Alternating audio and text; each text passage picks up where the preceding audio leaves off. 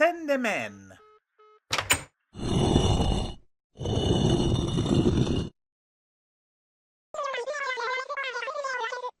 Is it that Puerto Rican kid again? That's not important. What is that moose doing this time? Why? Our magic timeline is bulletproof.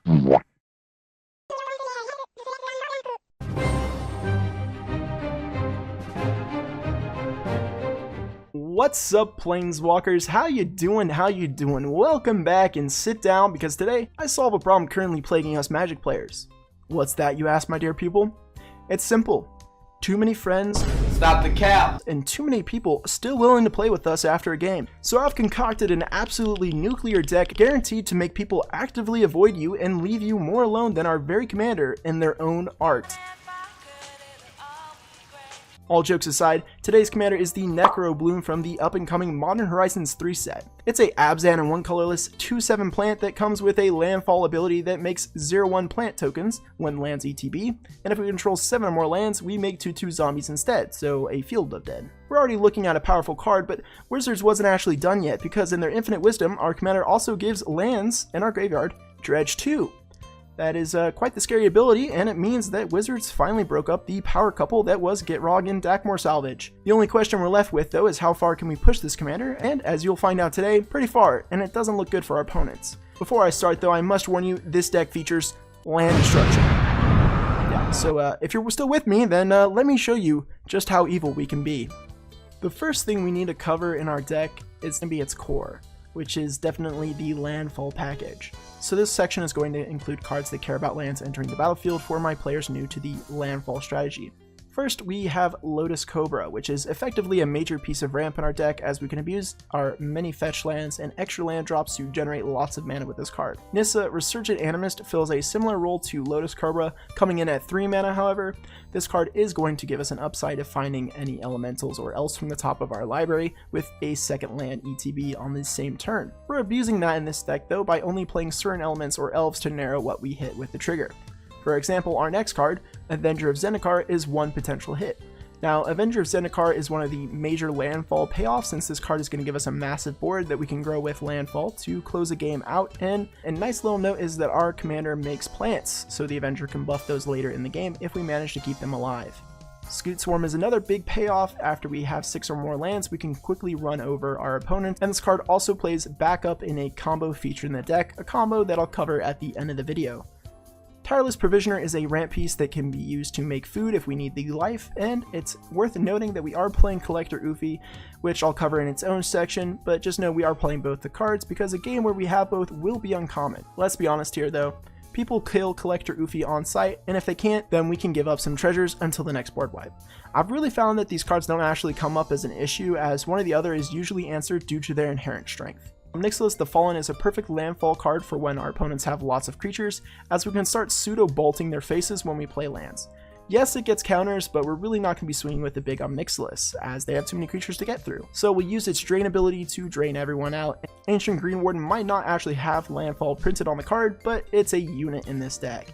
It actually provides 2 uses, but I decided to include it in the landfall section as the best and last ability for this card will double all of our landfall triggers, generating us lots of value. Kadama the East Tree is a value engine, but it's mainly in the deck because, like Ancient Green Warden, it might not have landfall printed on it, but it still works super well with landfall cards. In this case, along with a bounce land, this card can combo to make us infinite tokens with landfall triggers. If you're confused on how that works, then don't sweat it because towards the end of the video, I'll cover the combo in more detail. Rampaging Balos is yet another landfall token generator. However, these tokens come at a much larger size. Ameria Shepherd is a recursion engine that cares about the type of lands we play, as planes will give us the most upside and return a non-land permanent card straight to the battlefield. So to put it simply, if your opponents don't have Graveyard Exile, then this card is going to let you run away with the game, so be careful when you play it, you definitely don't want it Doombladed. Our final landfall card is Felidar Retreat, the perfect enchantment for us to build or bolster with, and since it's not a creature but an enchantment instead, it means a lot of decks, and mainly black or red decks, will struggle to remove it. Now that we've talked about our landfall cards, let's talk about our enablers. These are cards that are going to allow us to get multiple lands out at once or play lands from our graveyard. On their own, most of these cards are just ramp cards, but combined with our previous category, we get the core of any good landfall deck.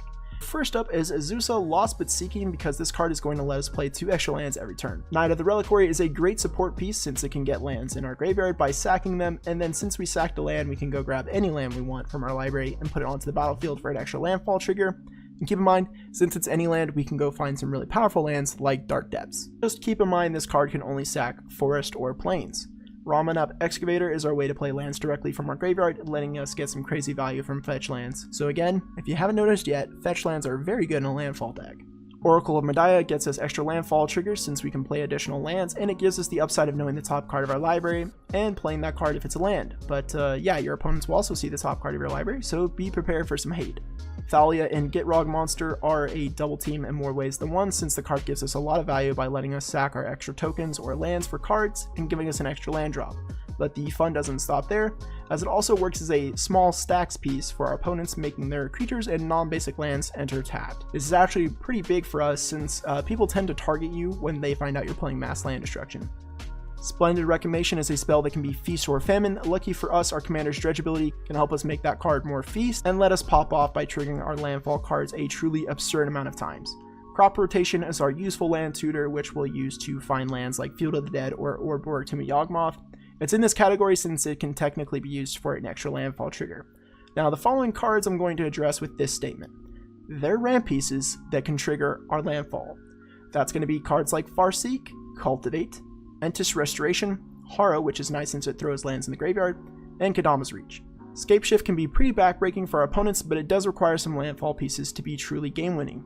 This card lets us sack any number of lands and search for land cards equal to the amount we sacked and put them on the battlefield. Realmbreaker might seem like a strange inclusion since it has the ability to miss, but in practice this card just wins games.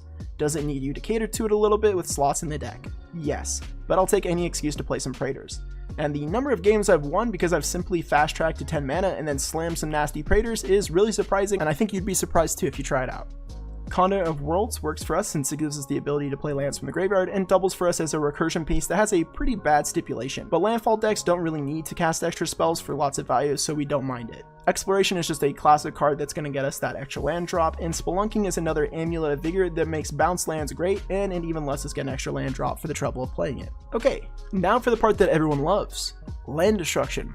These are cards that are going to give you the opportunity to really get to know your table, as the chance of your game ending within the next hour go right out the window. The simplest way for us to accomplish our mass land destruction dreams come with cards like Armageddon, Ravages of War, and Catastrophe. They are simple spells that just blow up everyone's lands. Now, we'll use these cards with Heroic Intervention to leave us as the only player with lands, so we can keep doing our thing and take the table out. But it's worth saying that sometimes, and this is only true for Armageddon and Ravages of War, we might have the best board state in the game, and we want to keep it that way. So we blow up all the lands without Heroic Intervention, so that we can just close the game out with the creatures we already have. Now for some more unconventional land destruction, we're running Nature's Revolt to turn all lands into creatures, and then we add a card like Elesh Norn, Grand Cenobite to instantly kill our opponent's new 2/2 land creatures. We also run Draina and Lavinia as a backup to Elesh Norn Grand Cenobite, since our opponents will no longer be able to tap their lands for mana with them out. For a similar combo piece to Nature's Revolt, we do play Cormor's Bell with Orborg Tomb of Yawgmoth to turn all the lands into creatures again. Next, we'll address the deck's Answers or Interaction Package. These are cards to help us stay alive while we try to get our win set up. Collector Ufi can be really annoying for many opponents since Artifact Rocks are the most popular or the only way for some decks to ramp. Not to mention this card hosts actual full-on artifact deck. Now I know this card really isn't interaction like a Doomblade, but I consider any card that hinders our opponents an interaction piece as we are creating a problem for them to solve. Also, it should go without saying we aren't playing Mana Rocks in this deck thanks to Ufi. Yasharn, Impeccable Earth is another pseudo-stacks piece that is relevant in a format that loves treasures and this goth dude. And it even grabs us some lands so we can always hit those landfall triggers. Path to Exile is sweet for our deck as we actively want our opponents to grab lands out of their deck so we can blow them up. Abrupt Decay still hits a lot of powerful cards while also letting us go without the fear of a counter. Assassin's Trophy like Path is just good removal while also playing into our land destruction desires. Dam is our board wipe when we need it, and target removal when we don't. This card is just very versatile, so it has a spot in the deck.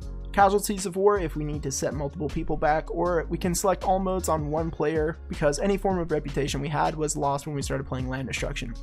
Smokestack is a perfect way for us to really make some enemies since our commander can make a lot of tokens and make piling suit counters on it easy for us. Binding the Old Gods is more target removal that can at least further our landfall agenda with its second lore counter. For our final category, I mixed two.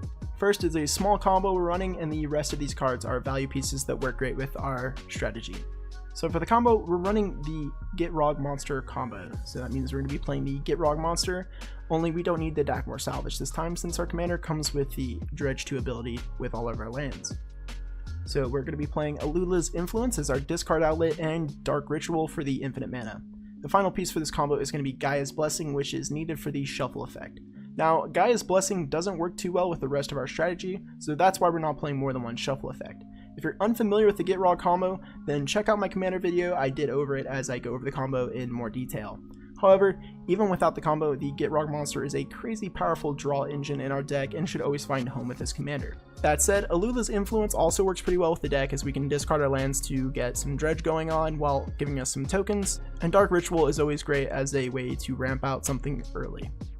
Now onto the value pile. First we have Deathrite Shaman, which is a ramp piece which keeps any scary cards out of the graveyard. Sylvan Safekeeper lets us sack lands, which we already like, and then provides protection to our creatures for doing so. Braid's Arisen Nightmare can turn any of our extra permanents we have lying around, which in most cases will be tokens made from our landfall triggers, into cards and drain. Eternal Witness is a classic recursion piece that can grab anything unlike the two other ones we're playing. Hellish Norn Mother Machines will double any of our landfall triggers like the Green Warden and protect our stuff from blink decks while being tutorable with our Realm Breaker.